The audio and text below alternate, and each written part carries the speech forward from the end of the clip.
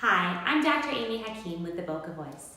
On this segment of Ask Amy, Boca's workplace expert, we will discuss the art of the non-response. I'm sure that each of us has experienced it at least once or twice when we've sent an email or a text message and not received a response back. It can be very frustrating for the recipient of the non-response. So we, I'm sure, have been the people who have chosen not to respond to an email or a text. But what do we do when we're the ones sending that email or a text, waiting patiently for a response and not then having an answer? Unfortunately, this happens more often than not in the workplace setting.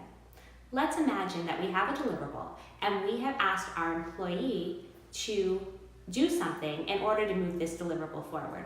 Or let's say that the employee is asking the manager or leader for advice or guidance on moving the deliverable forward.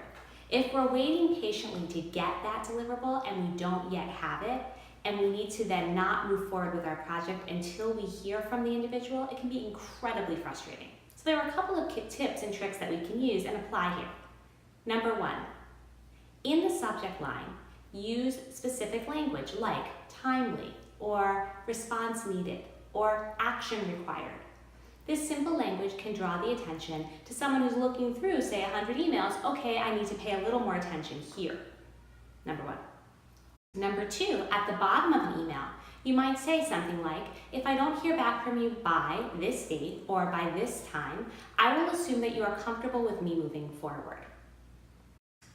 Another option is to include something, any type of tracking, so a read response, or any type of response mechanism that you can have and install in your email system. You'll be able to see then that the email was received. Now personally, if we don't like when this happens to us, I encourage each of us to take a pledge and try to be more responsive.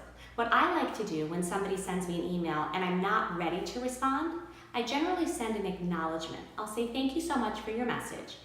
I'll review this within the next 10 days and get back to you. Or I'll review this by close of business tomorrow. Giving them that realistic time frame can be helpful.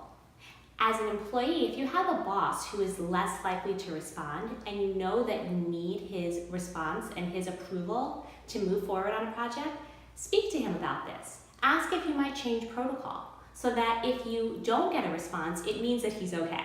Or if you speak about it in a meeting and then just send that follow-up email, that it's more just for that paper trail purpose than specifically for an approval. I hope these tips and tricks are helpful, and I encourage you as you move forward to not participate in that non-response and encourage responses by employing some of these tactics. Do you have a question that you'd like covered on the next segment of Ask Amy, Boca's workplace expert? Send me an email at amy@thebocavoice.com. Until next time.